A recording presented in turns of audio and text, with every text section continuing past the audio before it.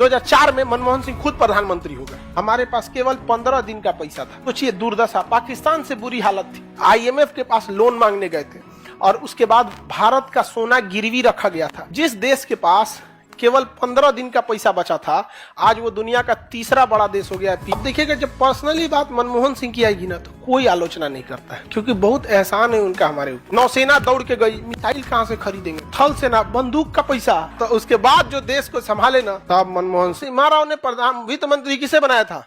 मनमोहन सिंह। जब आप मंत्री हो जाते हैं ना, तब आपको सलाह लेने की जरूरत नहीं है। और एक तो पढ़े लिखे थे, आरबीआई के गवर्नर थे, उस समय के नोट पर इनका साइन था। अब तो पुराना हो गया ना 1990 का नोट। अब इनको दिया गया कि भैया 15 दिन का पैसा बचा है, अब क्या कीजिएगा? तो उन्होंने नया नियम लाया था, इसी इकोनॉमिक्स में पढ़ेंगे, LPG, liberalisation, privatisation, globalisation. IMF के पास लोन मांगने गए थे और उसके बाद भारत का सोना गिरवी रखा गया था और कुछ पैसे लेकर आए थे यहाँ पर।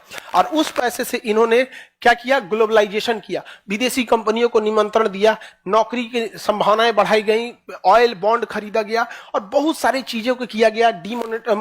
डिवैल्यूएशन ऑफ रुपया किया गया और उसके बाद सुधारते सुधारते 10 साल लगे सुधारने में। तब तक 2004 में मनमोहन सिंह खुद प्रधानमंत्री हो गए। मनमोहन सिंह क्या हो गया? प्रधानमंत्री। अब तो पूरी की पूरी बागडोर इनके हाथ में आ गई। जिस देश के पास केवल 15 दिन का पैसा बचा था, आज वो दुनिया का तीसरा बड़ा देश हो गया है पीपीपी के मामले में। इसीलिए मनमोहन सिंह को कोई गाली नहीं देता।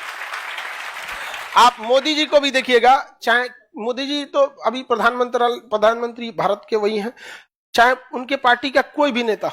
आप देखिएगा, जब पर्सनली बात मनमोहन सिंह की आएगी ना, तो कोई आलोचना नहीं करता है, कोई कुछ नहीं बोलता है, क्योंकि बहुत एहसान है उनका हमारे ऊपर। 15 दिन का पैसा इतने विशाल देशों के पास है। पेट्रोलियम मंत्रालय प्रधानमंत्री के पास दौड़ के गया था, नरसिम्हा राव के पास, कि अगला खेप जो मंगाएंगे वो पैसे में नहीं है, अगला खेप आएगा 20 दिन बाद, 15 दिन का पैसे बचल है। दवा जो आती थी ना विदेश से, महंगी दवाइयां, वो हाथ जोड़ लिया सर, कहां से लाएंगे? नौसेना दौड़ के गई, मिसाइल कहां से खरीदेंगे? थल सेना, बंदूक का पैसा, वायुसेना, सुखोई, मिराज 2000, मिग जहाज कहां से खरीदेंगे? पगला गए नरसिम्हा राव। वो बोले मनमोहन सिंह को आप ही संभालिए। तब मनमोहन सिंह जो बोले सो निहाल।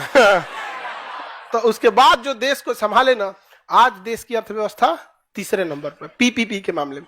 जब मोदी जी को दिए कि अब देश की बागडोर आपके हाथ में है, तो मोदी जी देश को संभाले और निर्मला सीतारमण जी के हाथ में अर्थव्यवस्था है अभी, भारत की अर्थव्यवस्था। अब आगे क्या होता है हम लोग देखते हैं लोग। हालांकि हम लोग अगले 10-15 साल तक हम लोग 3rd नंबर पे ही रहने वाले हैं, क्योंकि दिक्कत ये नहीं कि मोदी जी के पास अर्थव्यवस्था की उतनी समझ नहीं है, ऐसा कोई रीजन नहीं है। इवन मनमोहन सिंह भी रहते ना, तो समझिए आगे कंपीट किससे करना है? चाइना और अमेरिका, क्योंकि जिससे जिससे लड़ना था तो लड़के निकाल दिए। अब इस समय मात्र कई लोग कहते हैं कि मोदी जी को सीखना चाहिए मनमोहन सिंह से। देखिए 15 दिन का था, तीसरे नंबर पे लाए। भैया तीसरे के बाद दूसरा पे आने के लिए मनमोहन सिंह को भी 20 साल लगेगा, क्योंकि आगे खड़े कौन है? सब चाइना और अमेरिका, सुपर पावर है सब वहां पे। समझ आ रहा है कि नहीं आ रहा है? उनसे कौन लड़ पाएगा यहाँ पे? हालांकि मोदी जी अमेरिका को मतलब कमर कस लिए हैं इन्हों की नौटंकी दूर करने के लिए। ब्रिक्स देश अपनी करेंसी ला रहे हैं सब। जिस दिन ब्रिक्स करेंसी अच्छे तरह से सफल हो जाएगी, अमेरिका की अर्थव्यवस्था में 10 से 15% आराम से गिरावट आ जाएगा, पूरा का पूरा गिरावट आ जाएगा। मोदी जी और चाइना का शी जिनपिंग, ये दोनों लोग, पुतिन तो खैर कमजोर पड़ गया, युद्ध में बिजी हो गया, ये दोनों लोग का मुख्य ध्यान है कि अमेरिका से पावर को खींच के एशिया में लाया जाए।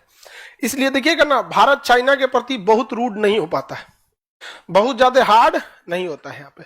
हालांकि दोनों में बड़ा अजीब सा बात है, वो अक्साई चीन को लेके,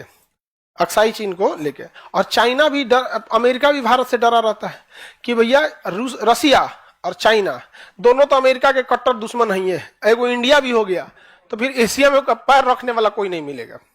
लेकिन वो बहुत ज्यादा ह्यूमिलिएट करते हैं ऐसा हम लोग को। 26 जनवरी को उसको निमंत्रण दिया गया बाइडेन को, तो नहीं आया। पुतिन को बुला लेना चाहिए, लेकिन कुछ ज्यादा ही भड़क जाएगा, क्योंकि देश दूरदर्शिता पे चलती है। ज्यादा भड़क जाएगा ना, तो जानते हैं किसको बुला लेगा? पाकिस्तान वाले को बुला लेगा अपने यहाँ। छोट मोट आदमी को ऊपर अगर विधायक हाथ रख देता है ना, तो अपने आप को आरबीआई का गवर्नर समझ जाता है। कोई दिक्कत हो तो बोलना विधायक जी के हम दहिना हाथ। विधायक जी के साथ उठते बैठते सोते हैं।